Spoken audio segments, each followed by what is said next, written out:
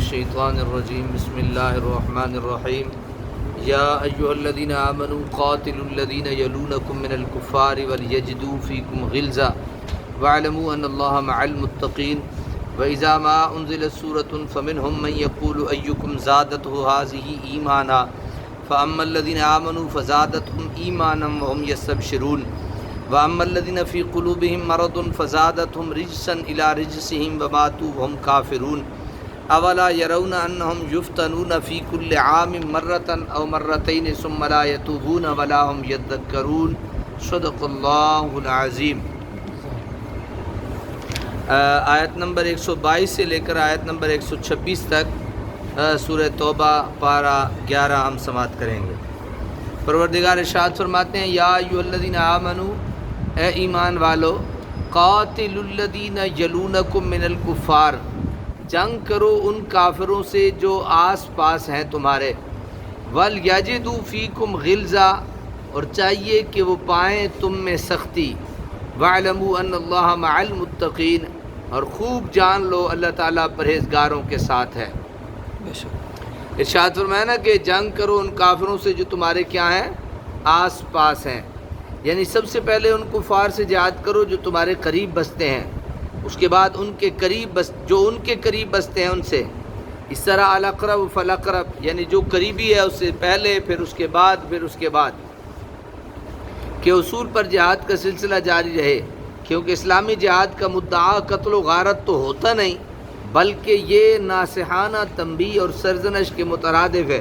اس لیے شفقت کے حقدار قریبی لوگ ہیں، نیز اپنے پڑوس میں فتنہ و فساد کی آگ کو بھڑکتا ہوا چھوڑ کر دور دراز کے علاقوں کی طرف متوجہ ہو جانا کو آئین دانش مندی نہیں، یہ آستین کے سانپ سے کسی وقت بھی ڈس کر ساری فتوحات کو شکست میں بدل سکتے ہیں۔ پھر آگے ارشاد فرمایا کہ وَلْيَجِدُوا فِيكُمْ غِلْظَةً، اور چاہیے کہ وہ پائیں تم میں سختی،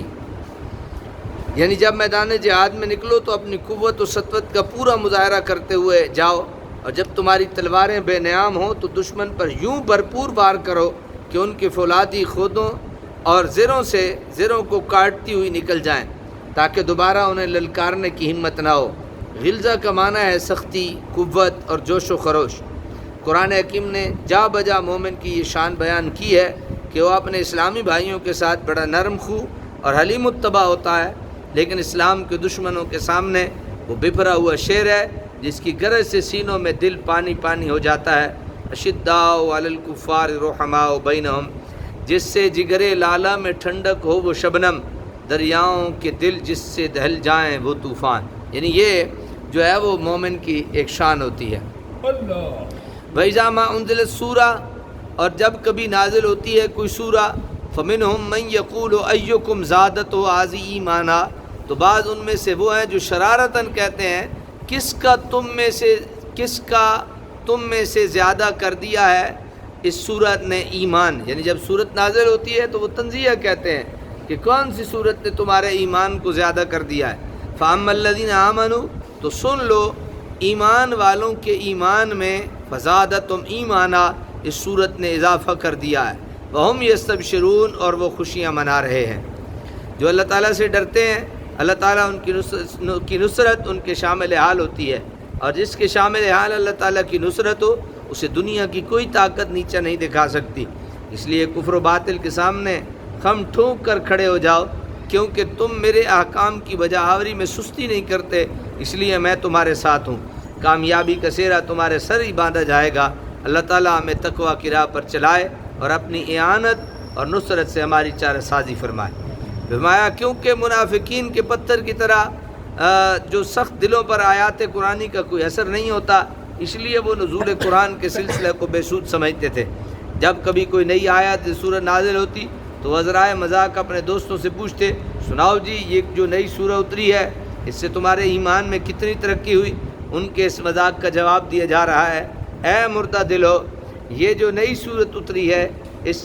تمہیں اس حیات بخش پیغام کی کیا قدر؟ اے کور چشموں، تمہیں اس نور حق کی تابانیوں کی کیا خبر؟ اس کی تاثیر پوچھنی ہے تو اہل ایمان سے پوچھئے جن کی روح زندہ ہے اور چشم بصیرت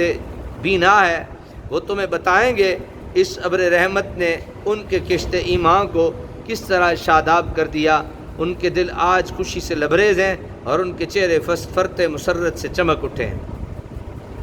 وَأَمَّا الَّذِينَ فِي قُلُوبِهِم مَرَضٌ، اور جن کے دلوں میں نفاق کا روگ ہے،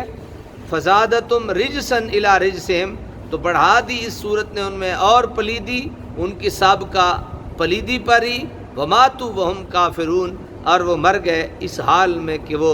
کافر تھے۔ کس حال میں مر گئے وہ؟ کافر تھے۔ أَوَلَا يَرَوْنَ أَنَّهُمْ يُفْتَنُونَ فِي كُلِّ عَامٍ مَرَّةً، کیا وہ نہیں دیکھتے کہ وہ آزمائش میں ڈالے جاتے ہیں ہر سال ایک بار، او مرتين یا 2 بار، ثم لا يتوبون ولا هم يذكرون، پھر بھی وہ توبہ نہیں کرتے اور نہ وہ نصیحت قبول کرتے ہیں۔